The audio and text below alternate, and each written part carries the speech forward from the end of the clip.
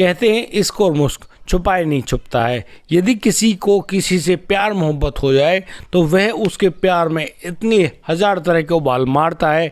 कभी घर से भागता है, कभी परिवार वालों से झगड़ता है, कभी समाज में अपनी बात बिगाड़ता है और फिर वह कोशिश करता है कि उसको उसका प्यार मिल ही जाए। लेकिन यह ज़रूरी नहीं होता कि उस इंसान को उसका प्यार मिल रहा हो। एक महिला जिसका पति है, 3 बच्चे भी हैं, उनके साथ वह रहती तो है लेकिन वो प्यार किसी और लड़के से करती है और फिर उस लड़के को एक टास्क देती है। कहती है कि देखो यहाँ जो उसका पति है उनके प्यार में रोड़ा बन रहा है और वो तुमसे कह रही है कि उस पति को उनके रास्ते से हटाना ही होगा और यदि तुम ऐसा नहीं करते हो तो वो आज के बाद तुम्हारी शक्ल नहीं देखेगी। और फिर वह प्रेमी अपनी प्रेमिका की बात को मानते हुए वही काम करता है जो कि प्रेमिका उसे बोल रही है। यानी कि तो फिर वह जो प्रेमी है अपने दुश्मन यानी कि उस महिला के पति की जान ले लेता है। और दोस्तों ये महिला अकेली नहीं, उसके 3 बच्चे होते हैं, लेकिन ये इतनी शातिर है कि जब भी वह अपने प्रेमी को अपने घर में बुलाती या कहीं पर मिलने जाती तो वो अपने बच्चों को नींद की गोली खिला कर जाती ताकि वो बच्चे सो जाएं और वो खूब ढंग से उसी घर में रहते हुए रंग रलियां मना लें। दोस्तों क्या आप जानना चाहोगे ये मामला क्या था, कहाँ का ये मामला है, कौन है वो महिला और आखिरकार इस प्रेम प्रसंग में किसकी जान जाती है? आइए जानते हैं। नमस्कार, आदाब, सत श्री अकाल दोस्तों, स्वागत है आपका हमारे यूट्यूब चैनल किस्से क्राइम के। और दोस्तों मैं उम्मीद करता हूँ आप सब लोग बढ़िया होंगे, बेहतरीन होंगे, अपना और अपने परिवार का बखूबी ख्याल रख रहे होंगे। दोस्तों आज का बेहद ही हैरान करने वाला मामला सामने आया है अलीगढ़ उत्तर प्रदेश से। दोस्तों अलीगढ़ के अंतर्गत आने वाला जो कस्बा है जिसका नाम बरला है और बरला के अंतर्गत आने वाला मोहल्ला कोठी, जहां पर ये जो विजय अपने भाई सुरेश के साथ रहा करते हैं। इनके पिता गोविंद राम जी एक टीचर थे और वो अब इस दुनिया में रहे नहीं है, लेकिन ये दोनों जो भाई हैं, यहाँ पर जो विजय है, विजय जो इनका बड़ा भाई है, वो एक कंपनी में काम किया करता है और जो छोटा सुरेश है वो दिल्ली में सिक्योरिटी गार्ड का काम किया करता है और उसको ऐसा काम करते करते करीब 14 साल हो गए हैं। सुरेश जिसकी उम्र करीब 32 साल है वो अपनी जवानी में ही दिल्ली चला गया था और जब से जिस कंपनी में वह सिक्योरिटी गार्ड की नौकरी किया करता है वहीं पर काम करता है।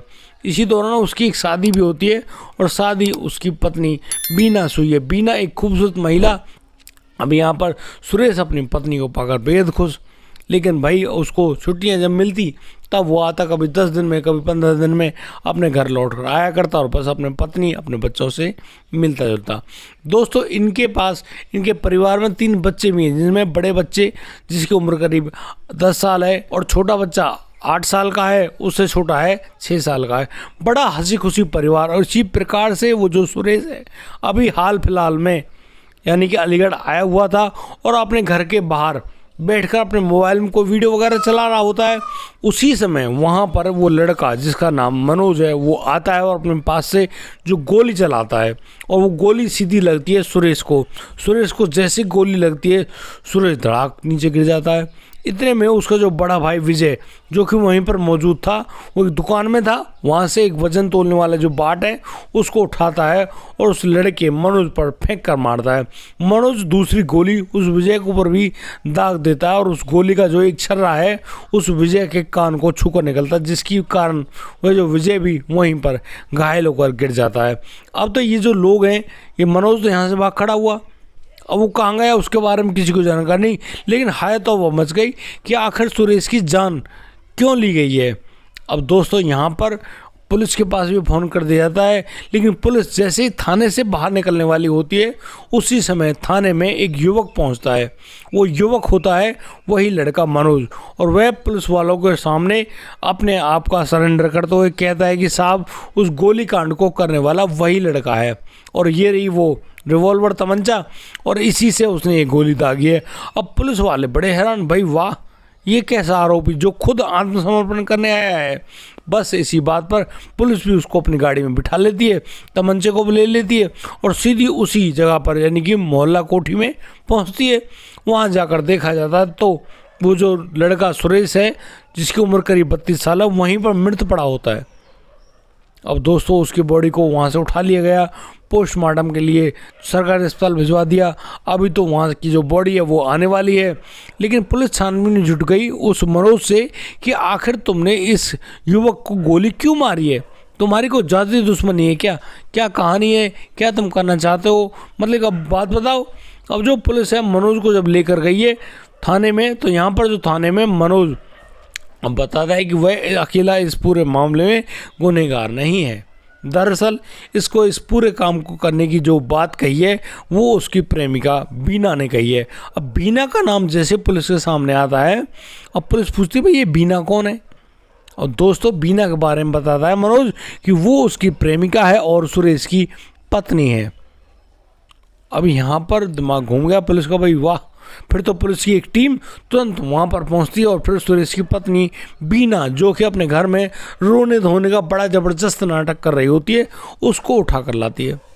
अब बीना को थाने में लाया गया, उससे पूछा गया कि हाँ जी अब तो ठीक हो, अब तो तुम्हें तुम्हारा प्रेम मिल जाएगा भाई, तुमने अपना पति तो निपटवा दिया, तुम तो बड़ी सादर निकली, अब तो तुम्हें तुम्हारा प्यार मिल जाएगा। अब यहाँ पर जो बीना है, वो बीना पहले तो अपने आंसू पहुँच रही होती है, दिखा रही भाई उसका पति मर गया।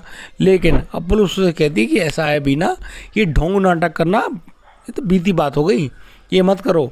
अब तो तुम्हारे से जैसे जो तुमने केस किया है ऐसे केस तो पुलिस के सामने आ रहे हैं।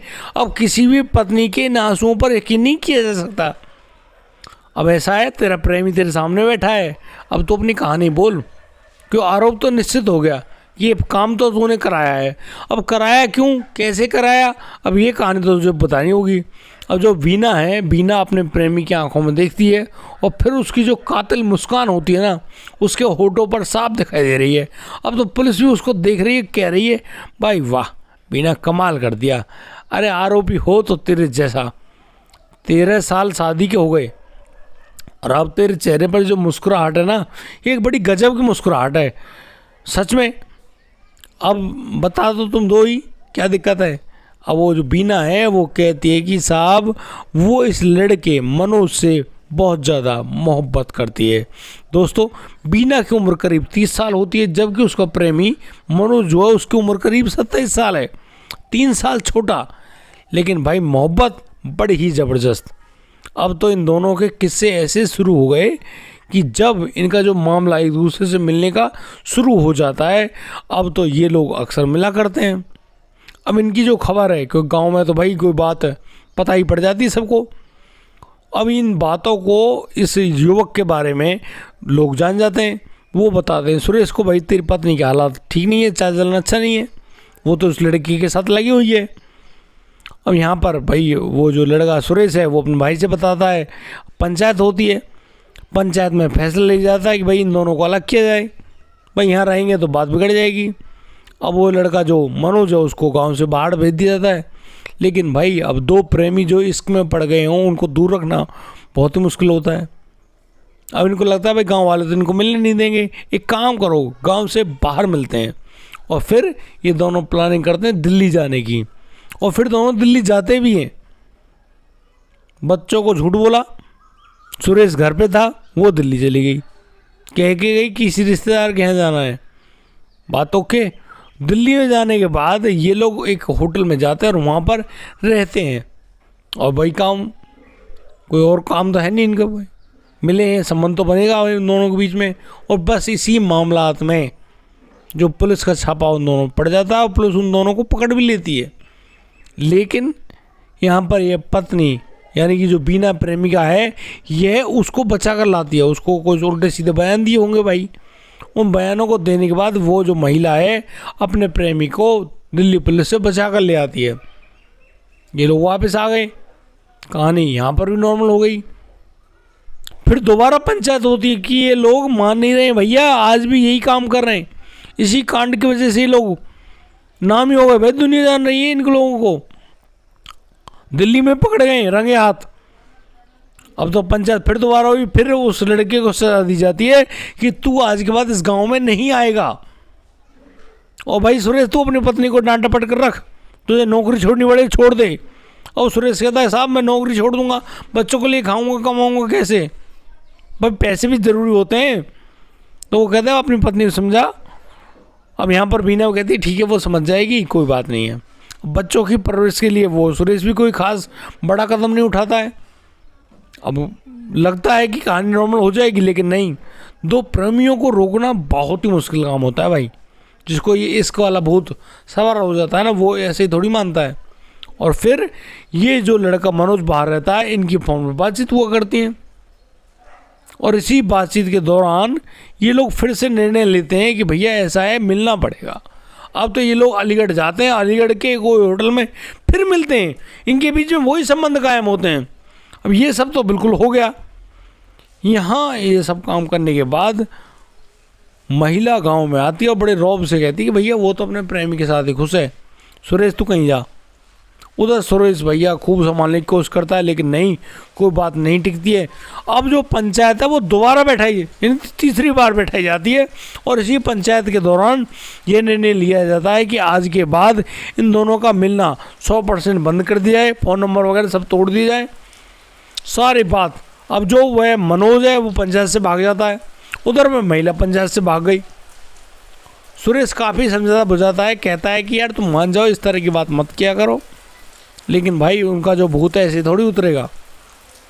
वही कहानी बिल्कुल सिंपल सी कि इनका मिलना जुलना अभी भी बदस्तूर जारी रहता है।